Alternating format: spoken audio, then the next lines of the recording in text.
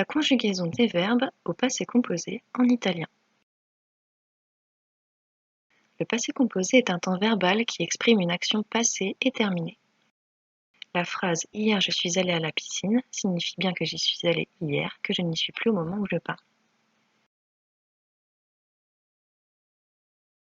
Comme son nom l'indique, le passé composé est un temps composé de deux formes verbales, l'auxiliaire et le participe passé. Pour former le passé composé, on conjugue l'auxiliaire au présent avec le sujet du verbe, puis on ajoute le participe passé du verbe que l'on souhaite. Dans la phrase « Ce matin mon père a préparé des crêpes », le sujet est mon père et le verbe complet est à préparer. C'est le verbe préparer conjugué au passé composé. L'auxiliaire avoir a bien été conjugué au présent à la troisième personne du singulier et il est bien suivi du participe passé du verbe préparer.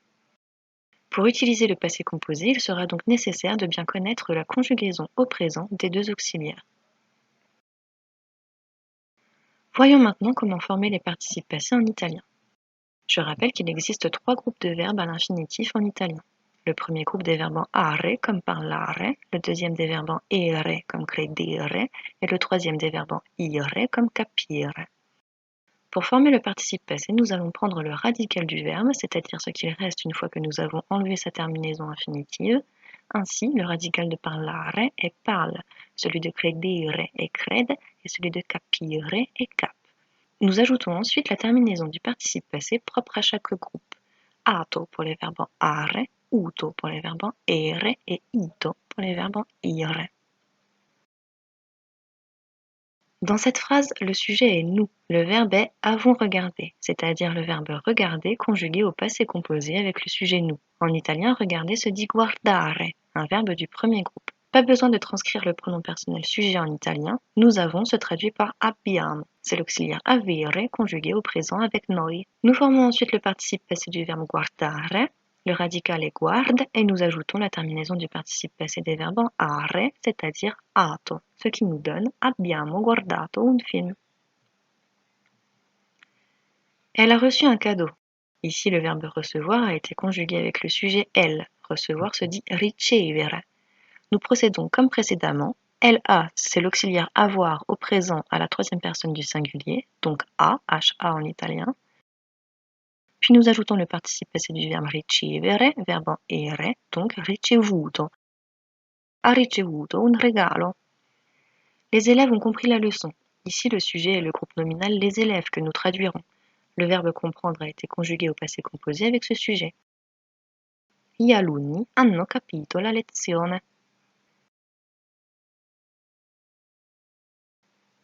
Ce n'est pas si simple car il existe de nombreux participes passés irréguliers qu'il faut apprendre. Il faut aussi faire attention à l'accord du participe passé. Voyons maintenant l'un des cas où il est obligatoire.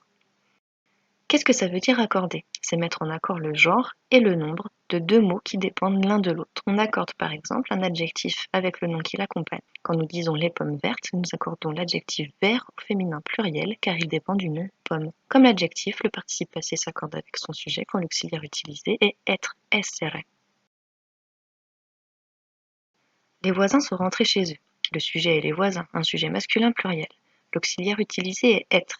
Nous avons donc ajouté un S au participe passé car nous l'avons accordé avec le sujet pluriel. Voici un bref rappel de la règle des accords en italien. Au masculin singulier, le participe passé se termine par un O qui deviendra I au pluriel. Au féminin singulier, le participe se termine en A et deviendra E au pluriel. Le sujet ici est masculin pluriel, le participe s'accorde donc et devient tornati. I vicini sono tornati a casa. Mes amis sont arrivés à 8 heures. Nous voyons que le sujet est féminin pluriel. En français, nous avons accordé le participe en ajoutant un E et un S. En italien, nous allons aussi accorder le participe passé arrivato au féminin pluriel, mais simplement en changeant sa dernière lettre en E. Le mie amiche sono arrivate alle 8. Elsa est partie tard hier. Le sujet est féminin singulier. Nous ajouterons un E en français, mais nous transformons le O en A en italien. Elsa è partita tardi ieri. On récapitule. Le passé composé, c'est un auxiliaire au présent plus un participe passé. Le participe passé, c'est radical du verbe plus ato, uto ou ito selon le groupe. L'accord du participe passé avec le sujet, c'est seulement avec l'auxiliaire essere. C'est fini pour aujourd'hui. Cette vidéo sera complétée plus tard car nous n'avons pas tout vu sur les mystères du passé composé. Ci vediamo! Created using Powtoon.